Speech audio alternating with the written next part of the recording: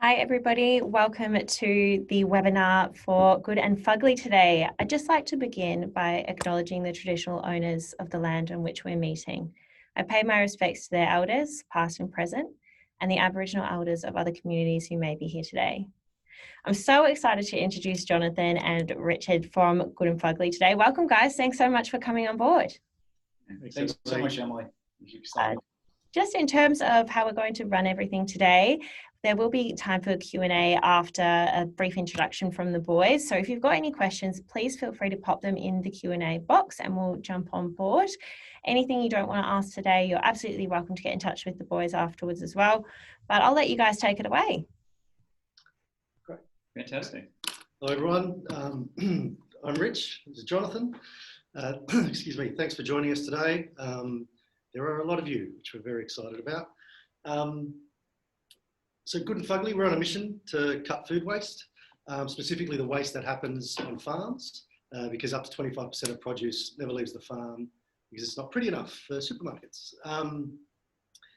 So we buy that Fugly produce, then deliver it to customers' doors.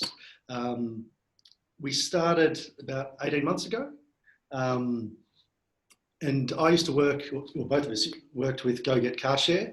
I was the marketing director and head of customer experience there for about 12 years. And I left there just after just before the pandemic hit, and took some time out to see what I was going to do next. And around that time, I came across this stat that 25% of produce never leaves the farm. A third of all produce grown around the world is wasted or lost.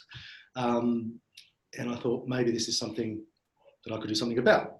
I started looking around and spoke with Jonathan about it, and we both the idea really resonated with us. We looked around the world and saw that this was being addressed in other countries as well. So that kind of validated the idea. And then I put some of the learnings I got at GoGet, which was kind of start small and just go and kind of validate as you go. So we started for a couple of days with family and friends, was in my lounge room, and then moved to a Kennard storage unit, and like delivering one day a week to Sydney or to a few suburbs in inner Sydney. And it just, we were blown away by the response. And so pretty quickly we started delivering to all of Sydney. Yeah. Yeah. And I think one thing, if I jump in there, Rich, is that when you had the idea, I think the motivation was, how do you make the biggest social environmental impact? So the next startup was going to be that. And I think that's a key part of Good and Fugly, is building a movement, like lighting a fire under this idea that you can fix food waste. And that's been the driving force behind the company from the start. That's right. And then I think also that people want to do good, but you have to commercially make that possible. And that was a huge learning for us from GoGet. Convenience, affordability, making the operations hum. Yeah. Yeah. And I think, so Jonathan touched on it there, that I guess the two, especially when we started, which was obviously during the pandemic, but with lockdowns and things. So we're taking advantage, I guess, of two waves. Two trends. One is the increase in online delivery and e-commerce, which obviously got a big boost with the pandemic. But then the other one is that I really believe that people want to do good. People are looking at ways that they can help the planet, basically, with the choices they make. And so we went in it with that. And then the other kind of aspect, which to be honest was a bit of a surprise, was how much our customers really want to help farmers. Because I know people say it, but I thought maybe it was probably a bit like, the Buy Australia campaigns, where everyone on surveys says they'll buy Australian, but then when they get to the supermarket, they kind of buy on cost and convenience stuff. But yeah, blown away. And I think it's worth saying, right, that, when we were prepping for the webinar, we were thinking about the story a little bit. And those early days, and it's still true now, were filled with learning about what the problem was, but also about the people involved in it. So with the farmers, maybe you want to talk a little bit about the early days at the markets and what we discovered there, because it was a real eye opener, and it really underscored the problem in a sense with the food system. Yeah. So yeah. So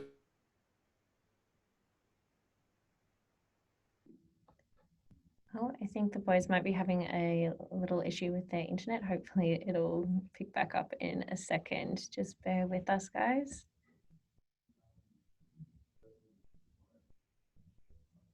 Okay.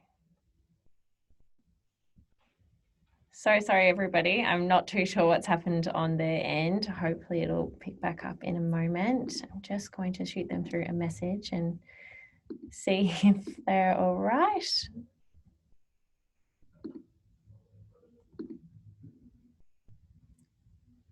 I'm not too sure what's happened here. Hannah, yes, this will be available to watch again afterwards. We're shooting out a recording to everybody via YouTube. Okay. So let's just have a look.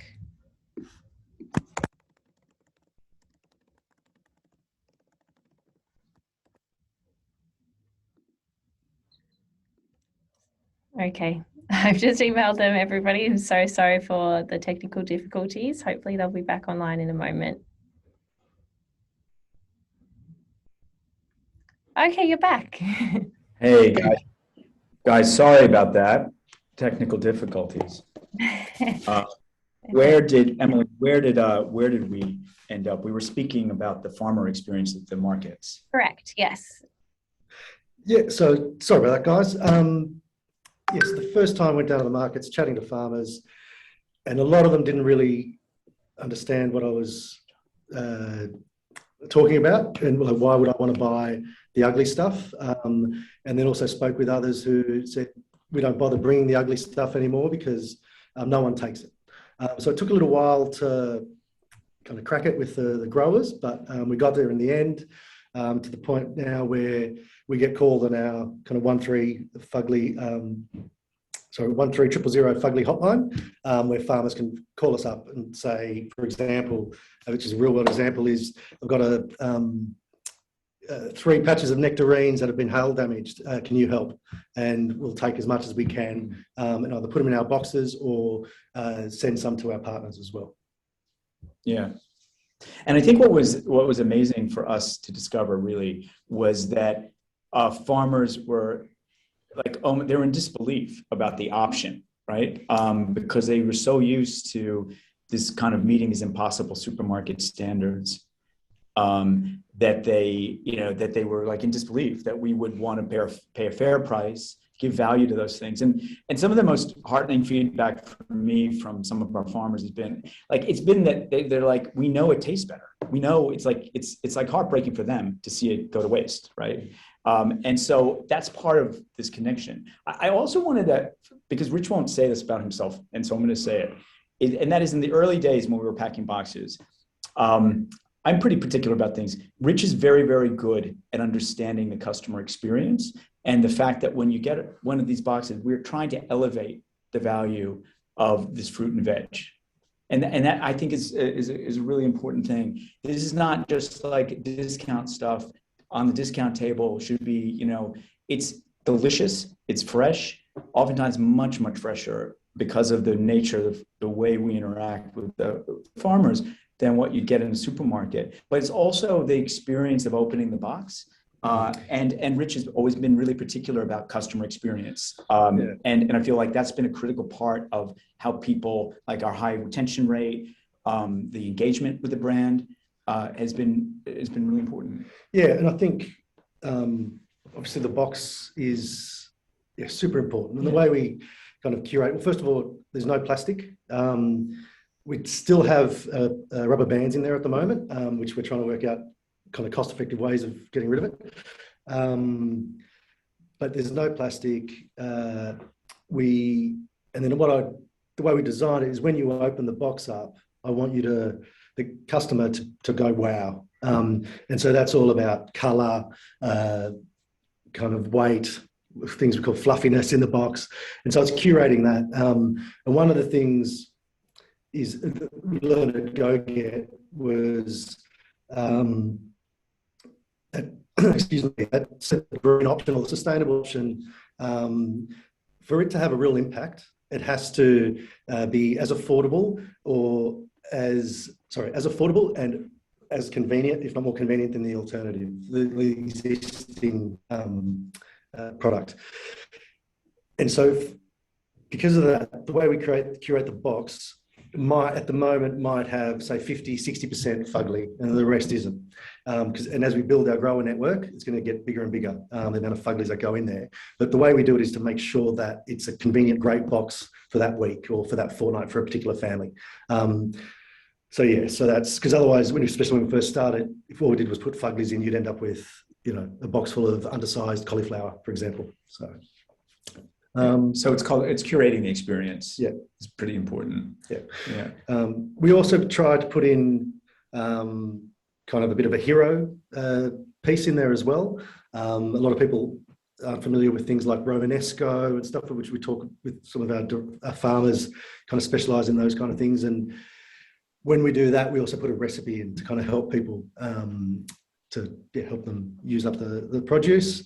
And we've been blown away by the kind of feedback we've gotten from our customers. So a lot of people we've expanded their palate, I guess, because they're eating things that they hadn't normally eaten before, which is fantastic. Yeah. Sorry, you were saying? Yeah, no, I'm just going to say, just to double down on that, in my own personal journey, I get a good and Fugly box every week, and I cook more. I eat different and strange vegetables at times I've never experienced before. I've learned a lot. And one of the things that we realized around retention, around building the movement, building engagement, was that it's not just the box, it's like the experience around it. Very important, because you sort of need to know how to use everything, and you do. And that's one of the things that I think happens. And you need to, the way the boxes are kind of designed, what's in them is important, because it meets most of the needs of the people. So you want it to be a hand in glove kind of relationship with experience, so that you're further kind of reducing food waste as well, because people are going to use it all. So our partners, for example, like Cornersmith, is use it all is a kind of cornerstone of our philosophy. Is this idea of not wasting, becoming aware of food, enjoying it more. And a lot of people that's the feedback that we get. They're appreciating food more, and that's very cool. And so we're going to really look at how do we grow that value, that customer experience, bring people along. Yeah. And then I guess the reason we're here today is that we're delivering to all of Sydney. We want to continue to scale Sydney, but then also we want to roll this out across the country. Over the next kind of 12 to 18 months, we expect to be within, depending on how much obviously we raise, looking at kind of 3 capital cities. And so we're really excited, and that's why we've come out to you guys. We've thought we did start down the kind of traditional route for investment. And then the more we learn about Birchal, we thought that this would be a great way to get our customers and potential customers on board as well, to help spread the message. Yeah, and get the community. So there's I think what was so appealing about Birchal was the idea of just getting more potential voices and advocates, and it'll help shape the movement as well, right? Because just like we began learning from the growers, we've been learning from the consumers, we've been learning from the advocates like circular economy, advocates and others in the space like that, to really clarify how do we actually change things while building a commercially viable business that makes people happy. And the response to the brand has been huge. I see we got getting some questions in the getting a lot. Everybody's really interested. What's that? Yeah, no, it's great. I mean, I'm based in Melbourne. I'm really excited for you guys to come here. Are there plans for you to expand into Melbourne anytime soon? Yes, definitely. We're expanding to Melbourne very, very soon. I don't want to give you an exact date, but like in the next few weeks, we're going to be there. And the demand from Melbourne is really high, and we've got a bunch of leads that we're really excited about getting there as quickly as possible. And I want to really emphasize one thing, and I think in our experience, we've grown a national sustainability brand. We've helped, and we had some key learnings from that. I'm originally from the US, and it's interesting because there have been models similar to Good and Fugly that have done very well in the US. But our experience has been that models that do well in this space in the US or UK do even better in Australia because the nature of even urban density, lifestyle, culture. So we also know, given what we did, that Melbourne is an amazing city for this type of offering. We know the wants, and so absolutely.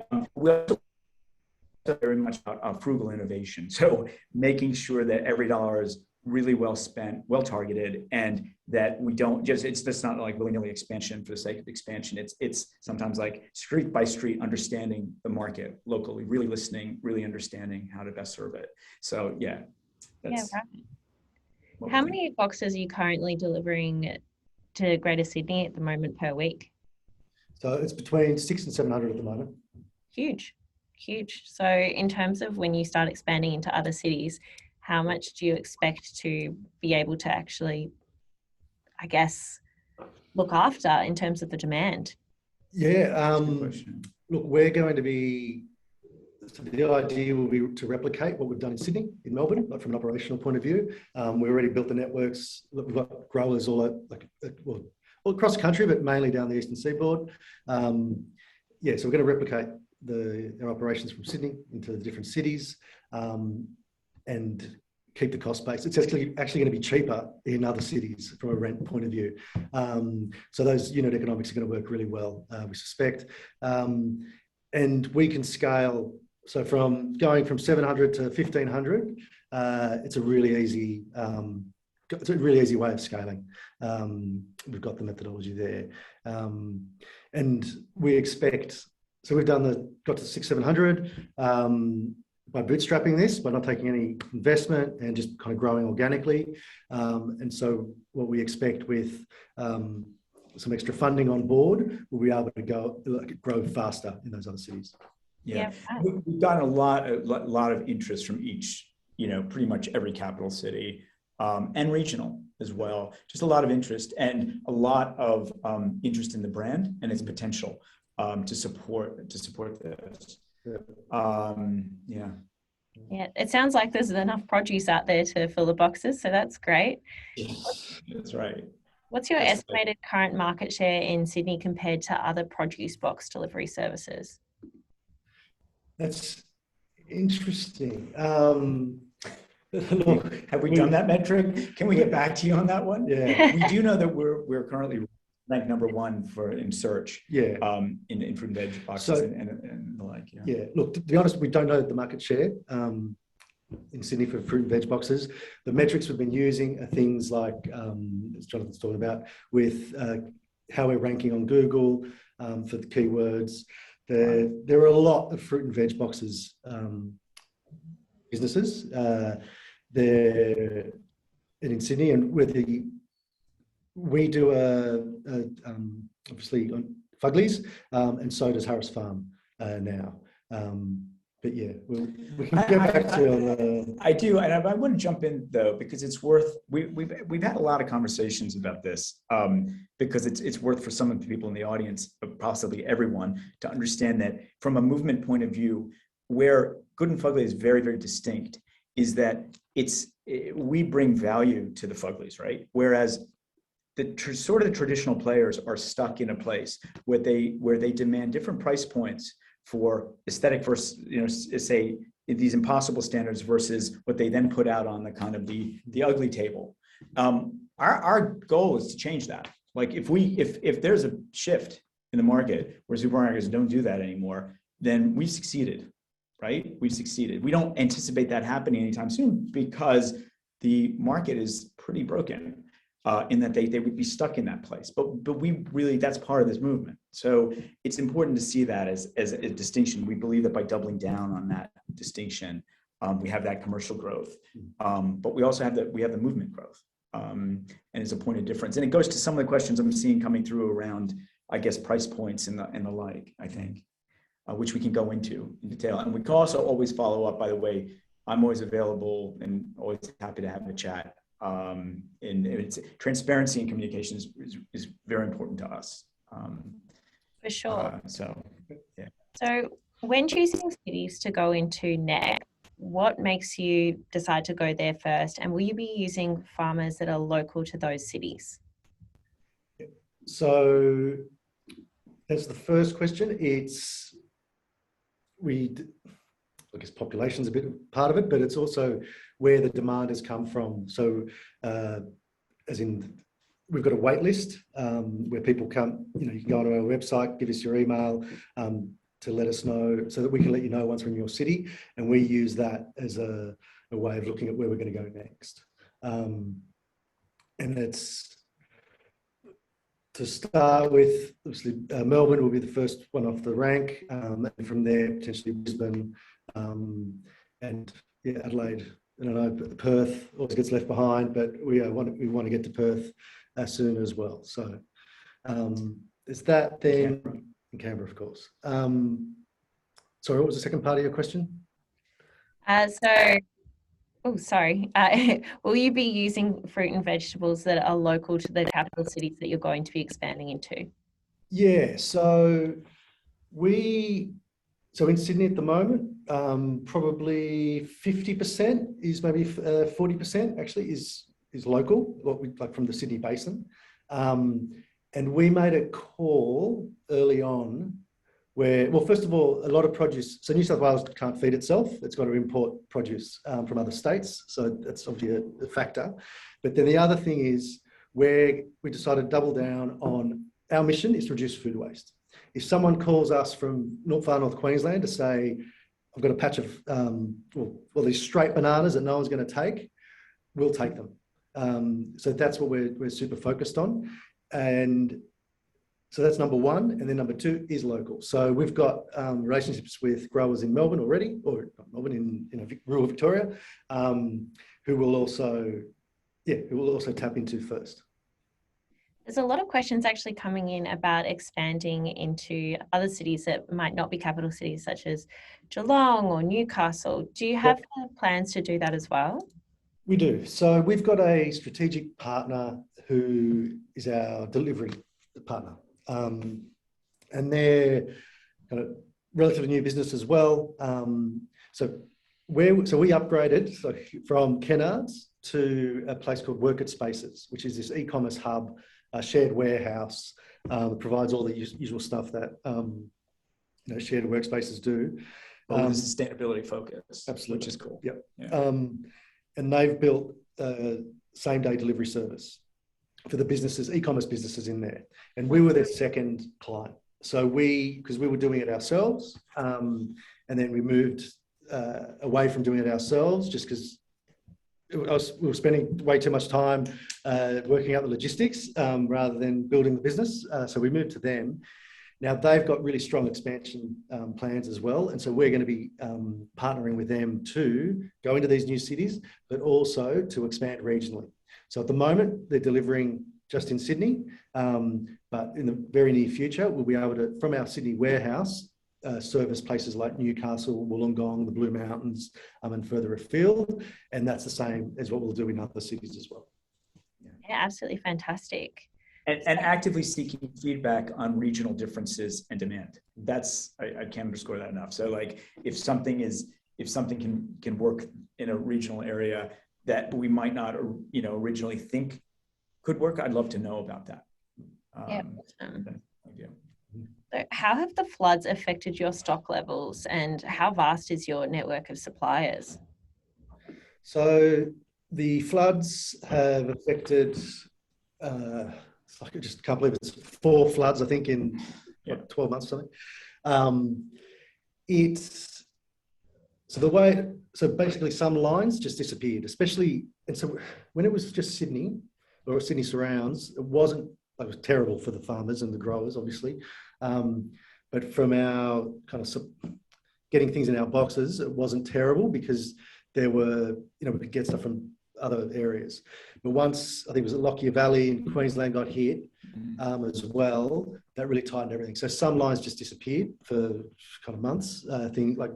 Basically, I don't know, silver beet, fluffy green things basically just disappeared. And so what we did was we were able to look at what was available.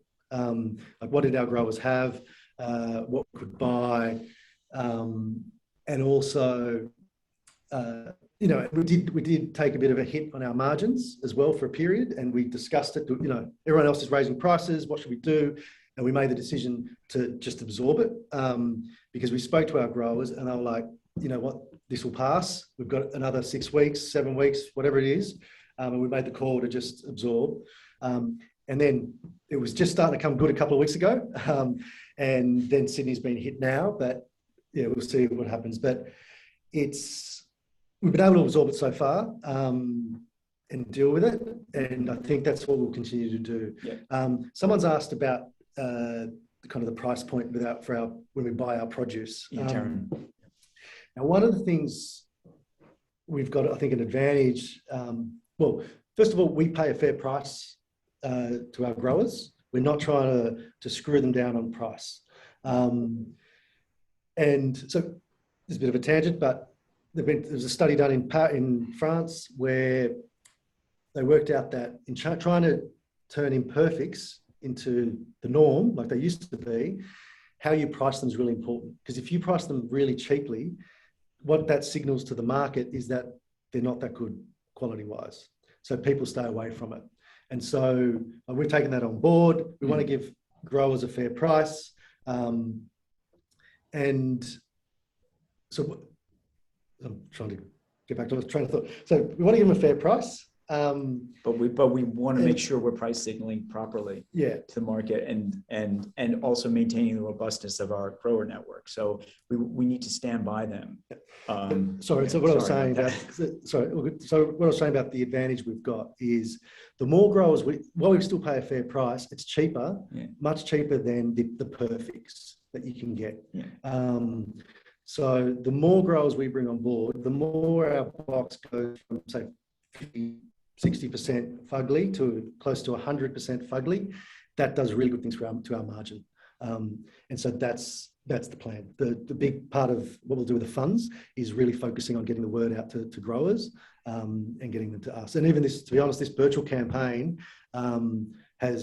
we've had a whole bunch of growers get in touch just from seeing it. So yeah, it's been yeah. really good. And you know, the 1-000 Fugly hotline, you know, serves that twofold purpose, right? It raises awareness, gives farmers a lifeline, but also it's going to be growing our network and making sure that you know, that we have that resilience in the network.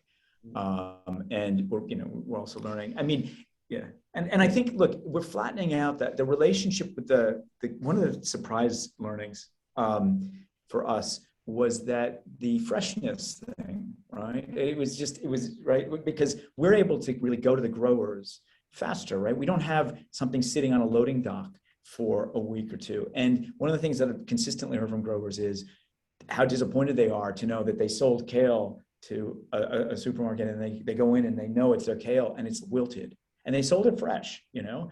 And it's like that, you know, that's not what happens with us. So, also, if you don't mind, just the taste.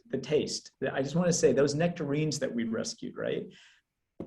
They were so delicious. And we had some, one of our partners, Coastwalk, I was handing these things out, the nectarines out, and people love them. They just love it. And it's like, the taste really matters, you know? And it was a good feeling to see that, because the farmer knew. He was like, he was going to be throwing out how many kgs of, yeah, it was like almost a ton, I think. Yeah, he was going to throw out a ton of these, and they were the best nectarines I've ever had.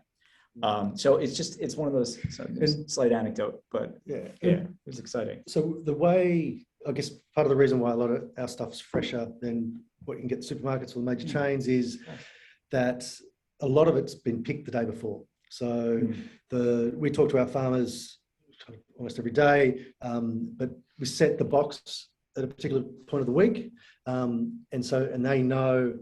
So we talk to them about what's available over this week, and then they're harvesting the stuff for us the day before. It then goes to we've got an agent at the Sydney markets, so all the produce goes there. So, and the way we've done it is, so most growers across the country have all these networks already, so transport networks and stuff going into the big fresh markets across the country.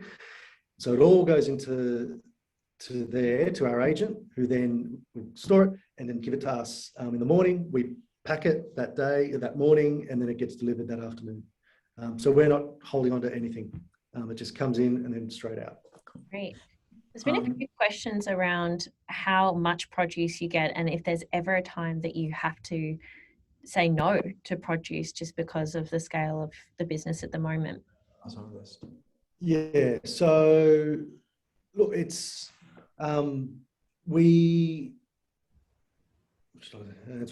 got our boxes are between 7 and 12 kilos, 6 and 12 kilos of produce, and we'll take as much as we can put in, and then also we'll do stuff with our partners. So there's potential for Cornersmith to provide them with things that they can then use for their preserves, and then also we deliver any excess produce we give to Oz Harvest, who's literally 10 meters away from us.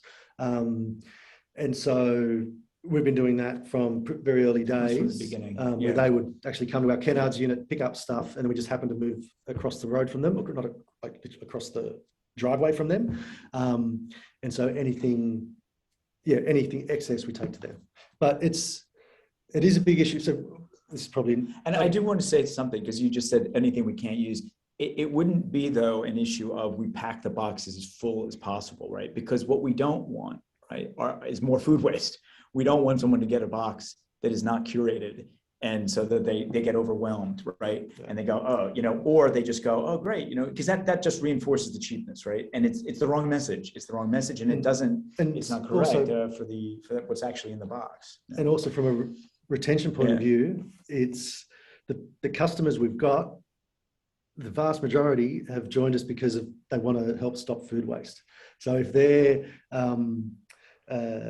having to throw out food because they can't get through it all, they end up leaving because they say it's killing me to throw waste this food. So what we're addressing that by we're going to be launching a mini box in the next week or two, which is like ideal for just one person for a week to kind of address that as well. So. And also just option. Amazing.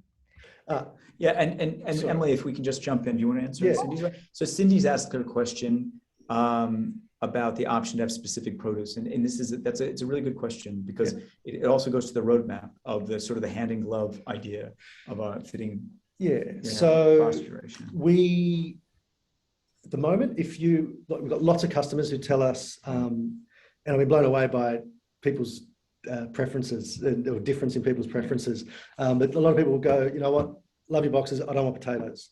And so what we'll do, we'll make a note and make sure that for your box each week, we'll take out the potatoes and replace with something else that's available. And so that's kind of the level of customization we're at right now, where, Cindy said, if I don't like oranges, so tell us you don't like oranges, you won't get any oranges. But the customization is really important, and it's what we're moving to. The more customized we can get the boxes, the bigger impact we're going to have on reducing food waste, because you're going to get more. It's going to be more suitable for more people. And customizing the experience. So, I mean, both of us have fairly long histories in sustainable businesses that have a technology plugging some of the gaps or being used to further refine a process. And that is definitely part of our roadmap, is looking at how do we do that across the board, finding technological solutions, to sort of further customize, further improve experience. Yeah. So that's definitely on the table. Sorry, there was a little bit of a delay in your internet for us. Oh, sorry. Can you hear us okay? Yeah, you're perfect. You're perfect. But along the lines of, looking after your customers and customizing every box for them, what's your customer retention rate? Yeah, so we are super. So it's around 90% is what it's at for this year. So just as we're at 18 months in, we were tracking sorry, the reason I get caught up is the metric we use was like on a monthly basis, but looking at it across this year, we're looking at 90%. Yeah, that's huge. So for purchasers, can they subscribe or can they just buy one box at a time? How does it work? Yeah, so both. We wanted to make it as easy and as for everyone. So you don't have to subscribe straight away. Like first off, you can just buy a one-off box. You can continue buying one-off boxes forever. And that works for some people. Whereas for probably 70% of people, they will subscribe to either weekly or fortnightly. There's no commitment. You can cancel at any time. It's a 10% discount to subscribe. Yeah, it's really easy. Cancel, pause, no problem. Awesome. So at the moment on the Birchal platform, there is another company that has a very similar business model. How do you differentiate yourself from them and deal with the competition? And is there a difference between investing with you compared to them? I think the first thing I'd like to say is that I feel that the most important thing is that the movement is clearly, gaining ground, right? There's no pun intended, there's an appetite for this across Australia. I think if you look abroad as a model, there's definitely room for more than one player in the space. And I think maybe to the issue of addressing it. Yeah, so, but we're focused, as Jonathan said, I think there's room for multiple players in this area. And our work previously with GoGet, there was another Melbourne-based company as well called Flexicar, and competition's good. It makes you better. And what I learned at GoGet is we run our own race, right? And we're focused on building this category and leading the category. We're really focused on building this brand, and that's what our whole goal is. And we want to build a brand that people can trust and know that if you buy something from us, it's good for you, good for the planet, and for the people that made it. Yeah. So whether that's produce today or something else in a few years' time when the supermarkets are selling, imperfects in with everything else, and we've moved on to something else. That's right. And yeah, exactly. And I think the key thing is the building of the category. We've had a lot of experience in doing that, and the understanding of what those parameters are when you build a category. It's like being sort of best in class, making sure there's proper governance, the kind of messaging is really important. Who are you communicating to? How are you trying to move the needle? And all of those things are really, really critical.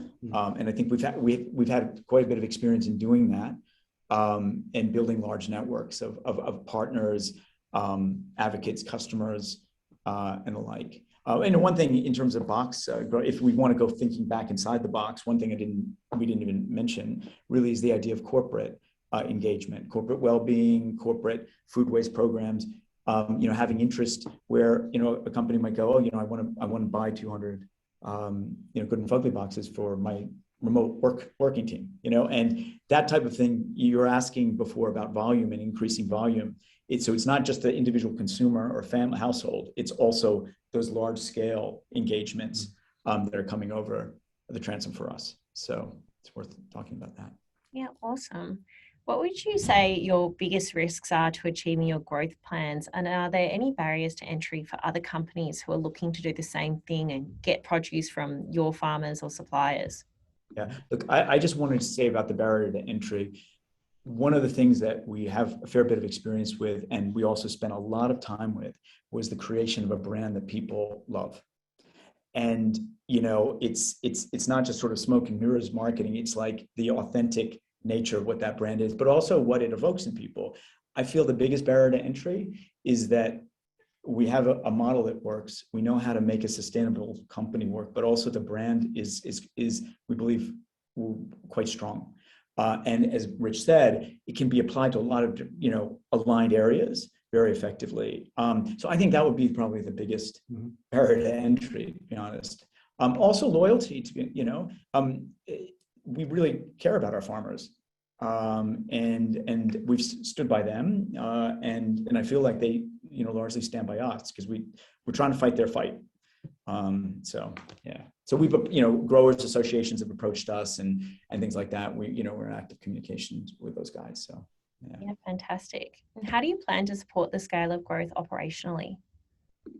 Yep. So we are looking to, I think I mentioned, investing in grower outreach, and that's looking like we'll end up hiring someone to be focused on that, and then operational leads in each of the cities we open in, and then also there'll be a little bit on the marketing side as well. Yeah, I mean that's why we're here with Birchal too, right? Because the response has been huge, and then understanding that this gives us the flexibility to speed up certain timelines and really properly resource it while maintaining our frugal mindset. Yeah, brilliant. So obviously you're in your warehouse in Sydney right now. How many workers do you have there, and have the staff shortages been affecting you at all?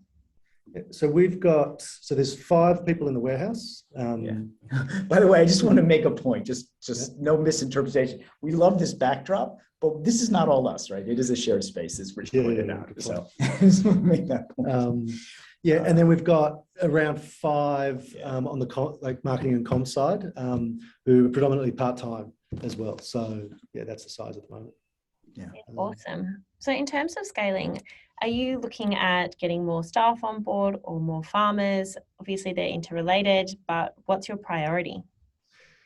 Well, the priority is always farmers and growers, and that's why it's sort of that the answer to that question is integrated, because we're going to be hiring someone to focus on that, to really spend the time getting in front of farmers, talking to farmers, and then also coordinating the produce and stuff coming in, and then we're also going to be looking at hiring for customer service as well. At the moment we we do it with those 5 people on the operations side, and we really want to grow that so that we'll have a dedicated resource for that, so that as we expand, we make sure we maintain our customer service levels. Yeah, right. Are you considering a B Corp certification in the future? Yes, definitely. Absolutely. Yeah. Awesome. We are, and just on that, we're pretty excited. We've just we joined a program where we can carbon offset the deliveries from our warehouse to the customer's door. So that's now carbon neutral. We're also, with the guys that work it, they're working towards being completely carbon neutral by the end of this year. And then after that, we'll look at how do we get the rest of our operation carbon neutral as well. So that's definitely on the roadmap. Yeah, fantastic. I know you mentioned before that the boxes aren't completely fugly. In terms of your current promise to customers, what percentage of fuglies are you having in the box now, and what are you looking to achieve in the future, and how would this scale by city? Yeah, look, we mentioned sort of kind of 50 to 60% is probably the average. Sometimes it's higher, and sometimes lower. But as we get more and more growers, we'll be able to, ideally we want 100%. And I think once we get to a certain scale, that's a possibility. It might, depending if we've got, we're doing 2,000 boxes a week, but we can only procure 1,500 lettuces, like maybe 2 small lettuces. We will supplement with the non-fuglies. And the reason is because, I mentioned it, it's a bit of a hierarchy, and food waste is absolutely not key, the convenience and the usefulness of that box is number 1 priority, because that means you keep customers, which then means you have a bigger impact on the food waste problem. And it'd be the same within all cities. Yeah, brilliant. So what do you think the expected reaction from supermarkets will be as imperfections gain ground in a different marketplace? Can I just jump in? Because I think, Emily, it's interesting because I note that Stephanie raised a question about future strategy, future proofing. We think quite a bit about the idea of really expanding, always thinking outside, it's cliche, sorry, outside of the box, but there's a vision beyond the box, right? And so I've already touched on the idea that the strength of the brand is what we see as a critical moat.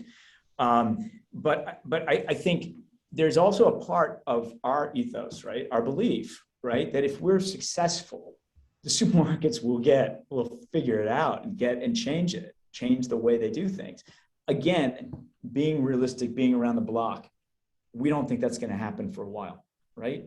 For a fair bit of time. And as Rich mentioned, we believe we will have grown the value of Good and Fugly by that point, and doing other really kind of other additional important things. But yeah, I think that I guess that would answer. Hopefully, answers Stephanie's question. Yeah, awesome. Yeah. In terms of the price of your boxes, do you expect things to impact on those, such as rising petrol prices for delivery, or individual customization? Say somebody doesn't want any potatoes, but they do want leafy greens, and understandably they're hard to come by at the moment. Do you expect that to cause any challenges? Look, I think they cause challenges, but I think we've kind of dealt with them so far. And so, as I mentioned, the more growers we get and the more Fuglies we get in the box, the cheaper it's going to get to fill those boxes for us. And also, the bigger in scale, the cheaper the unit cost is. Something I've learned, because I've been on this massive learning curve, is, and it's pretty obvious when you say it, but the size of box or bin that the produce comes in has a massive impact on the cost per item, because it means the smaller the box that it gets put in, the more labour that goes into it to fill those boxes. So as we get bigger, we can just get bigger and bigger bins where the farmers just carefully place the stuff in, and so that's cheaper. So we've got, I believe, a lot of room to play and getting our margins bigger through that. And with petrol prices, look, we've been able to withstand the increases so far, and a big part of that is because we've worked so closely with our strategic partner, the delivery guys. They have come and said to us, hey, this particular part of your process is costing us a lot of time and is costing us money. So, and I've said to them, I'll do whatever it takes to keep our cost as low as possible. And so then talking with them, we can then change our process. So we change our process to keep their costs down, which in turn keeps our costs down. Sure, makes sense. So in relation to that, are the farmers delivering their produce to you, or are you picking it up from them if they do call the hotline? Yeah, they deliver to us. So they deliver to our agent in the city markets, who then delivers to us. As I mentioned, most of the farmers have these existing kind of networks where they can deliver into the markets, already have relationships with the transport companies that do that. And then from there, it all gets piled onto one truck, then comes to us. Yeah, awesome. So in terms of long-term returns to investors who are making investments now, are there plans for potential exit strategies, dividends, anything along those lines? Can you discuss maybe some options for return on investment down the track? As obviously this would be a long-term investment, as there's not a public market for these kinds of shares at the moment. Do you expect that down the track there could be potential for return on investment? Yeah. Why don't you throw that over to me? Thanks. No, look, I think the key here is that we really, really are focused on movement, solving the problem, growing the business, right? We just totally focused on that. With the amount of inbound interest from the Birchal campaign has been eye-opening. It's been welcome. We are grateful for it. It inspires us. And I think the thing is that we're not going, where's this exit rent? We don't know. We honestly don't know where it's going to go. We believe it's going to grow, right? And we're committed to that. So I feel like, obviously, any of these things, we're relatively sophisticated guys. I guess we've been in this space where we've seen startups, we've seen exits, so any of any of those kind of outcomes are possible in the future. But I think right now we're really looking at just making sure the fundamentals of the business hum, and getting that growth.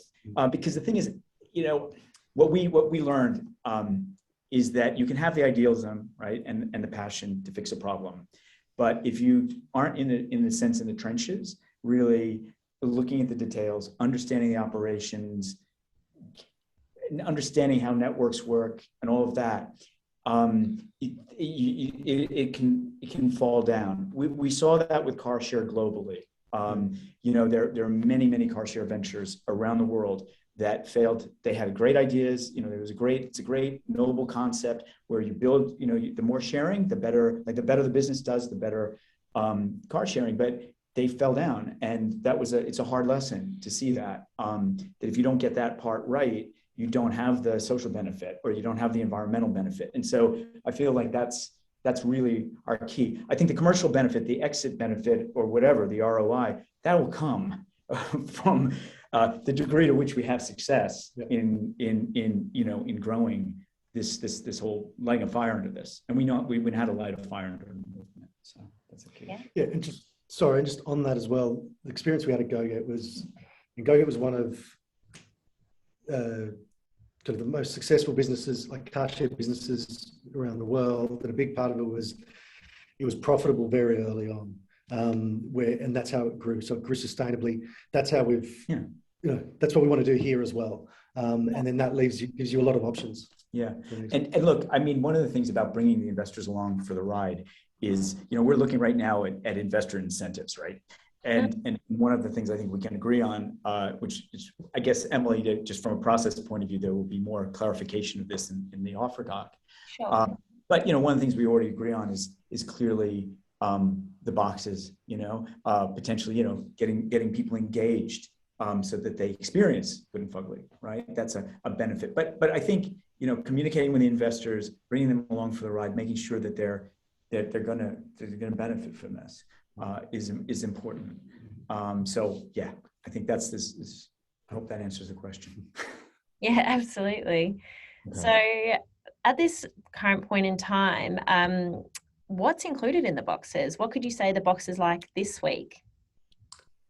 Well, you'll be surprised to know that this week my eye's been off the ball because I've been focused on the whole Birchal campaign.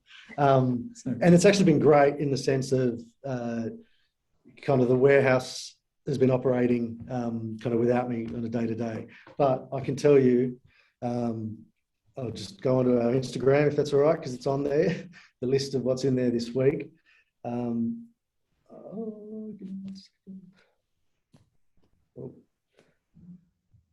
Okay. So we've got, for this week, we've got some staples like brown onions, and we've got butternut pumpkin, broccoli, carrots. We've got some limes, which are from Swan Hill in Victoria. And we've got some ginger from growers up in Tweed Heads. This actually certified organic ginger from Mishi, and it is Mishi, and it's a particular type of ginger. She mentioned to me last night. It's a Peruvian style ginger. It's very ginger. You use a lot less than normal. We've got some capsicums, apples, pineapples, bananas, sweet potato, lettuce, and then a whole bunch of other kind of fruit as well. So that's what's in the box this week. Yeah, beautiful. And what's our recipe? Am I putting you on the spot? A little bit. It's a broccoli recipe. I don't know what it is off the top of my head, but it's to do with broccoli. We've gotten tremendous, it's funny because we've gotten great feedback on the recipes. And in fact, one of our most avid customers does the recipes every week. And it's driven by it's our chief nutrition officer, who's very active in the well-being space and is a huge advocate of using it all. And so she's, so we do that. That's absolutely incredible. So in terms of freshness, I know you've discussed that sometimes you'll get something in one day and it's out in the boxes the next. What's the longest that you would hold any fruit or veg before sending it out to your clients? So it depends on the fruit and veg. So something like butternut pumpkin that can be stored for weeks and months. Months. We'll have it, it's like, I'll give you this example. We got it Monday and it'll be servicing everyone till Friday. So it's basically, it's a week for certain things like potatoes as well, although they go through those really quickly. And then anything else, because freshness is really something we've identified as a kind of strategic advantage, we really stick to it. So any green stuff, if we've got lettuces left over or silver beet, stuff like that, goes straight to Oz Harvest. And they have commented to us about how fresh our stuff is and how much the chefs at Oz Harvest love it, because it's super fresh. Yeah, and I do want to say, I see in the comments or the questions that a former Oz Harvest employee has actually said, quote, I hope I can just quote this, I can attest to how much the good and fugly produce was enjoyed by the food relief recipients, exclamation mark. So that's really, that's really cool. I know, Sophie. Sorry. Hello, Sophie. She used to drop a box on an empty cardboard box over from Oz Harvest, bring it over to our warehouse. Oh, that's fantastic. Is there a plan for you guys to diversify your offerings into organic boxes and non-organic boxes? Yeah, so when we started, it was a big kind of debate amongst us about, initially when envisioned this, I thought organic, that's the way to go. And what we realized was, in my understanding, is organic. Australia's got like some of we produce, I can't remember the number off the top of my head, but we're like one of the biggest producers of organic produce in the world. And then it's because it's certified. Our kind of the bar to become certified organic is super high for growers. So a lot of growers have told us, there are some who've done it and put in the hard yards and felt it was worth it. And then a lot of others have said it's just too much for them to get to that level. And so a lot of the stuff's chemical free, but they can't get to that level. And so we're focused, our focus is reducing food waste. And that's what we're all about. So sorry, I haven't really answered your question. However, there is a big demand for organic produce. So as we grow, we will have organic only boxes as well. Yeah. That's the short answer. And to be honest, this goes directly to this idea of the sort of sustainable commercial sustainability company, right? Commercially, and that is that you meet the market where it is. You are trying to move it somewhere, right? But you're operating in a way that you know that to survive and grow is going to have the impact, right? As you expand the business, as you scale it, you're going to have that impact. And so that's been our focus. And doing that, and then that's going to move the needle on food waste. So there are parallel industries that we've been involved with where we've seen a similar, and I don't think I'm speaking out of school here, saying EVs with car share is a good example of that. If you focused only on the EVs, you would miss the benefit that you're delivering in the here and now through the business model, say, of car share. So and I think that's where we landed on that question. But yeah, open, obviously. Awesome. There's been a few questions come through about your offer, which will be going live next week. So one of them was how much you're looking to raise, but I believe that will be released next week when the offer goes live. And the other is talking through the investment process for individuals. So essentially, the way that you'll be able to invest is when the offer goes live next week, you'll pop all your details in and you can invest however much or as little as you'd like if you're what's called a retail investor. So that'd be me, probably a lot of people on this call. Essentially, you can invest up to $10,000. If you'd like to invest more than $10,000, you will be able to get from your accountant a wholesale investor certificate, and they'll be able to run you through that process. Actually, the boys will even send you through an email coming up on how to do that as well and explain the process to you. So after you've invested, you'll have a few weeks to invest. Once that's completed, your payment will go through and essentially you'll get a share certificate from the share registry provider that will be appointed by Good and Fugly. Yeah. And look, just in the interest of, real transparency in the communication lines, right? They're really important. We learn, right? So I'm perfectly happy for anyone on this call to give me a call, or text me. My number is 04-117-18074. Is my direct line. So Rich is laughing because I've done I think it's really important to hear. And so yeah. So please feel free to text or give me a ring. Awesome. Probably after the webinar though, because then I'll be multitasking. Jonathan and I have worked together for a very long time, and the amount of times when would speak to him in the day, and he would say, "Hey, I just spoke to 3 Go-Get members at 2 or 3 in the morning last night." He loves it for some reason. Yeah, it's crazy, but it's okay. It's a great way to communicate with people, and just goes to show what you're going to be like with your investors after your raise is complete as well. And I'm sure you guys will be communicating with them regularly. Absolutely. No, it's really, really important because, as I said, the investors are the amplifiers of it, right? So what we've learned is that people, the biggest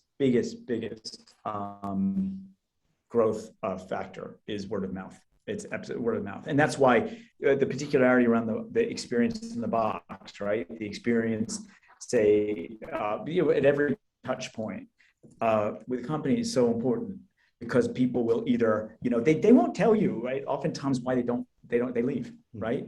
That's why I always want to know that, but they also, so we really need to get that right. And so we're good at doing that. Yeah, for sure. So we've got a question about the final share percentage, and does it depend on the total amount of money invested? Yes, that is true. So the percentage of equity that the company will be selling will really depend on the minimum and maximum targets, and the percentage that you will receive as an individual shareholder will depend on how much you invest as well.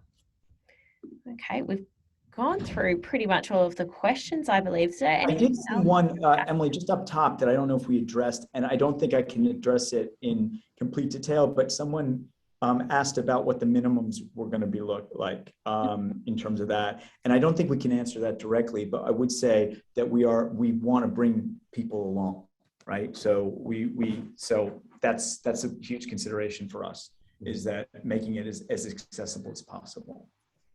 Yeah, so just another, I know that you guys answered this one a little bit earlier, but this listener might not have got this. So she's asked if there are returns that you guys are hoping to give back to investors down the line. I know you said that it's a very, very new industry and you don't really know what to expect in the future, but hopefully there will be the return on investment down the path, I guess. Yep, that's right. Yeah, brilliant. All right, if we don't have any more questions today, then we might finish up. But obviously, if any of you have any questions at all, I know the boys are very, very enthusiastic to answer any of those. So you're welcome to get in touch. Oh, I've just had one more question. The minimum required investment amounts, this will be in the written offer documents. Yes, it will. You'll get those sent to you next week. As soon as the offer goes live, you'll have the capacity to have a look at the offer document, read all about the company, see the ins and outs, essentially. And then you can ask more questions if you're unsure. There'll be a discussion board on the Birchal profile, and the boys will be answering any questions that you've got during that offer period as well. When is it going live? It will be next week. So we'll confirm as soon as possible what day it will be going live. All right. And that, I think, is all that we've had time for today, guys. Thank you so much for coming on. We really, really appreciate it. Please reach out via their Birchal profile if you've got any questions at all. And if you've got any questions about investing via Birchal, if you're confused in any way, please reach out to Birchal. We're happy to help. Great. And thank you, guys. Thank you, Emily. Thank you. Thank you guys so much, and have a great day, everybody.